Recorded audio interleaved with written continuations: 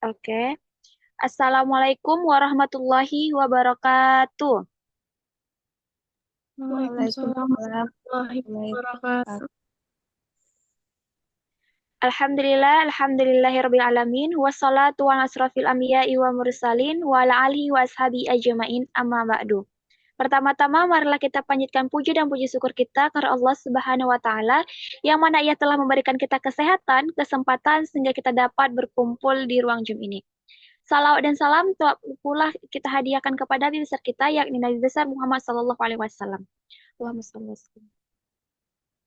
Perkenalkan nama saya Nasa Padilla sebagai moderator yang akan memadu diskusi kita atau presentasi pada hari ini. Adapun presentasi kita pada hari ini yaitu penyuluhan kesehatan dengan metode service learning dalam upaya meningkatkan pemahaman siswa-siswi tentang kebijakan pendidikan kesehatan di Sekolah Dasar Negeri 060963 Belawan Secanang. Yang terhormat Bapak Putra Apriyadi Siregar SKM MKS selaku dosen pengampu mata kuliah PKIP Praktek Pemberdayaan Masyarakat. Dan yang saya banggakan teman-teman seperjuangan. Adapun anggota kelompoknya, yang pertama adalah Harum Priyana dan Kisti Mawadda.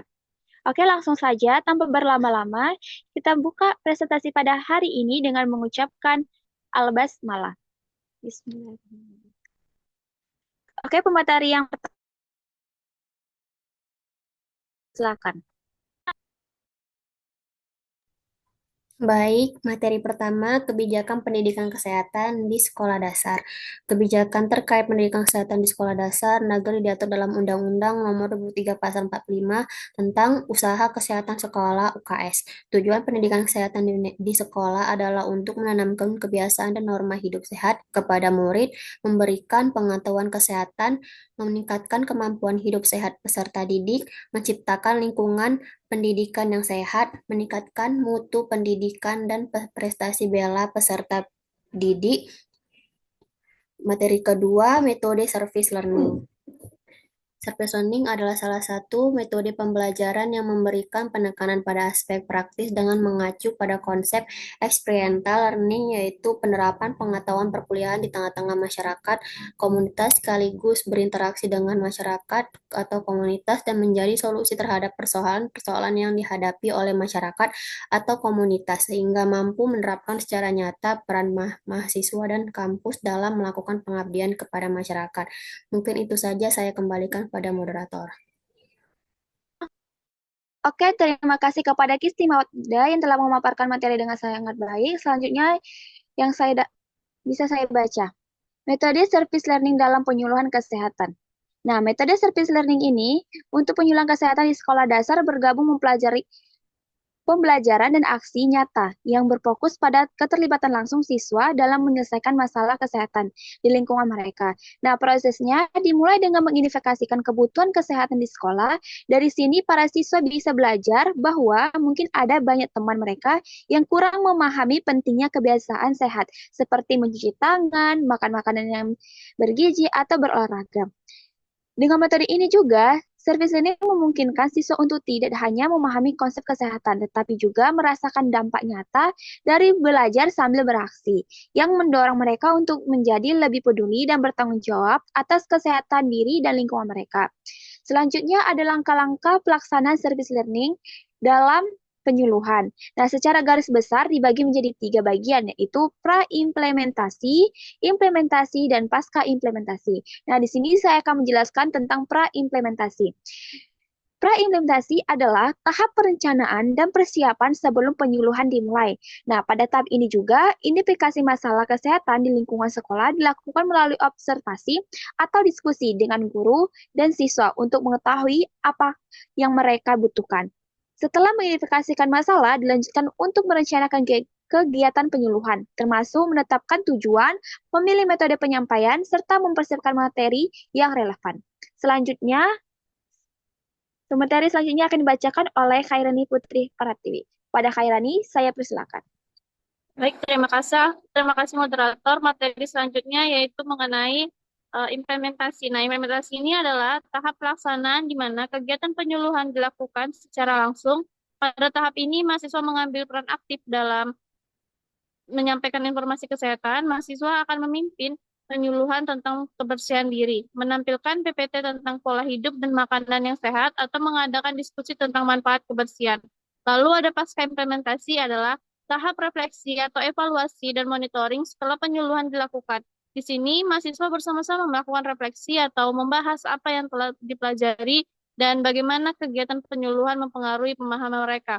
Kegiatan ini diakhiri dengan evaluasi menyeluruh yang melibatkan tim service learning dan masyarakat atau dalam rangka mempersiapkan praktik-praktik service learning serupa di masa depan. Lalu materi selanjutnya yaitu mengenai materi penyuluhan yang kami sampaikan kepada peserta didik yaitu tentang mengenai kebersihan mulut dan gigi, yaitu bagaimana cara membersihkan mulut dan gigi, tata caranya, yaitu lalu ada yang kedua kebersihan dan kesehatan kulit, yang ketiga kebersihan kuku dan cara membersihkan rambut, lalu yang keempat ada materi kebersihan rambut dan cara membersihkan rambut, lalu yang kelima yaitu ada kebersihan dan kesehatan mata.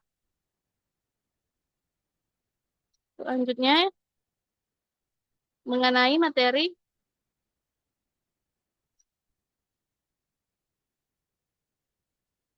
dampak metode service listening terhadap pemahaman siswa, yaitu dampak terhadap pemahaman mahasiswa yaitu penerapan teori ke praktik. Nah, mahasiswa dapat mengaplikasikan pengetahuan yang didapatkan di kelas di dalam situasi nyata melalui interaksi dengan anak-anak SD.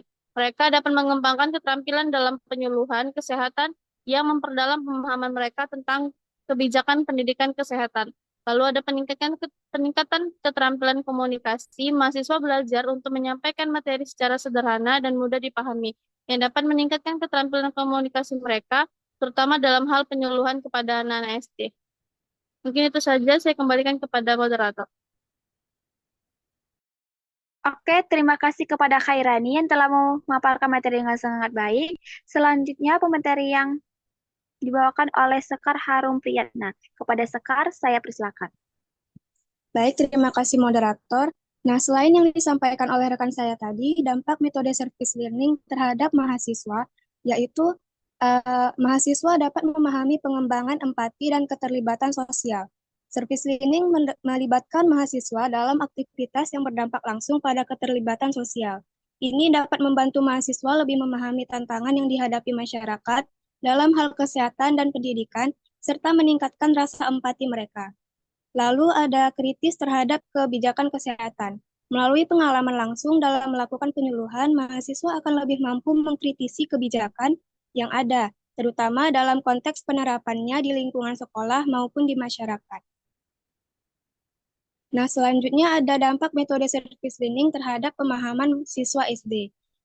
Siswa SD dapat memahami peningkatan pengetahuan kesehatan. Anak-anak SD akan lebih mudah memahami kebijakan pendidikan kesehatan ketika mereka diajarkan dengan cara yang menyenangkan dan interaktif. Melalui metode ini, mereka belajar tentang kebijakan kesehatan dengan cara yang tidak hanya teoritis tetapi juga aplikatif. Lalu, selain itu ada keterlibatan aktif dalam pembelajaran. Dengan metode service learning, anak-anak dapat berpartisipasi aktif dalam kegiatan, seperti diskusi dan praktik cuci tangan dan menggosok gigi yang benar.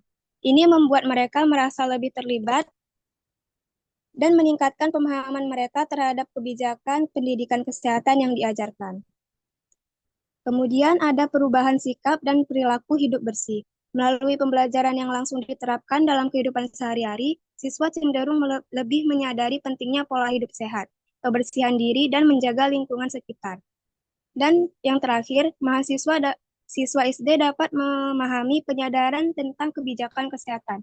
Anak-anak SD akan lebih memahami bagaimana kebijakan pendidikan kesehatan berpengaruh langsung terhadap kesejahteraan mereka. Mereka dapat belajar tentang hak mereka untuk mendapatkan pendidikan kesehatan yang baik dan bagaimana kebijakan tersebut diterapkan di sekolah. Mungkin itu saja yang dapat saya sampaikan. Saya kembalikan kepada moderator. Oke, terima kasih kepada Sekar Harum yang telah memaparkan materi dengan sangat baik. Oke, kita akhirin prestasi kita pada hari ini dengan mengucapkan Alhamdulillah. Alhamdulillah. Saya akhiri. Wassalamualaikum warahmatullahi wabarakatuh. Waalaikumsalam warahmatullahi wabarakatuh.